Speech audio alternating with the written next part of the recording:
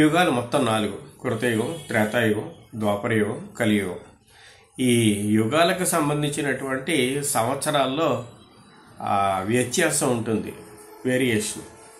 కృతయుగం 17,28,000 సంవత్సరాలు, త్రేతాయుగం 12,96,000, ద్వాపరయుగం 8,64,000, కలియుగం 4,32,000. మొత్తం ఈ కృతయుగం, త్రేతాయుగం, ద్వాపరయుగం, కలియుగం 4 యుగాలు కలిపి ఒక మహాయుగం అని పిలుస్తారు.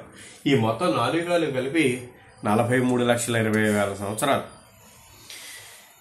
ఇది మొత్తం ఒక మహాయుగం. ఇలాంటి మహాయుగాలు 1000 మహాయుగాలు బ్రహ్మకి ఒక పగలు లేక రాత్రి, అంటే రోజులో అర్ధభాగం.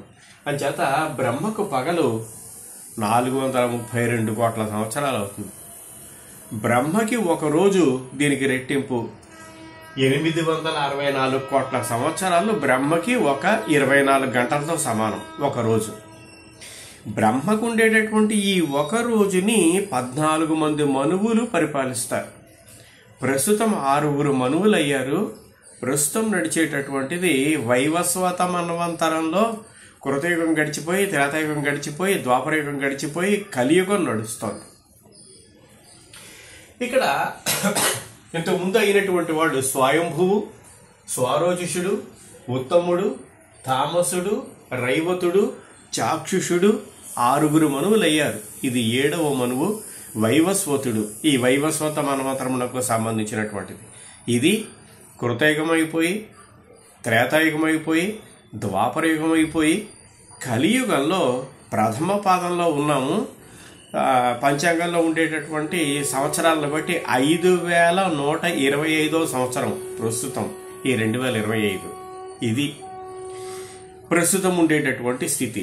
ఇది కాకుండా ఇంకా మిగిలినటువంటి మొత్తం 14 మంది మనువుల్లో ఇది 7వ మనువు. ఇంకా మిగిలినటువంటి వాడు కౌరవ్య, సాంప్రత, సావర్ణి, బౌత్య, రౌత్య, మేరు సావర్ణి, చాత్వార. ఇంక మిగిలినటువంటి 7 మనువుల యొక్క పేర్లు ఇవి. అందుచేత ప్రస్తుతం వైవస్వత మన్వంతరం నడుస్తోంది.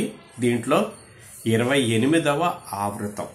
సరిగ్గా చెప్పాలంటే 3 యుగములు గడిచిపోయి, కృతయుగము, త్రేతాయుగము, ద్వాపరయుగము గడిచిపోయి, కలియుగంలో 5,125వ సంవత్సరము ప్రస్తుతం నడుస్తూ ఉండినటువంటిది.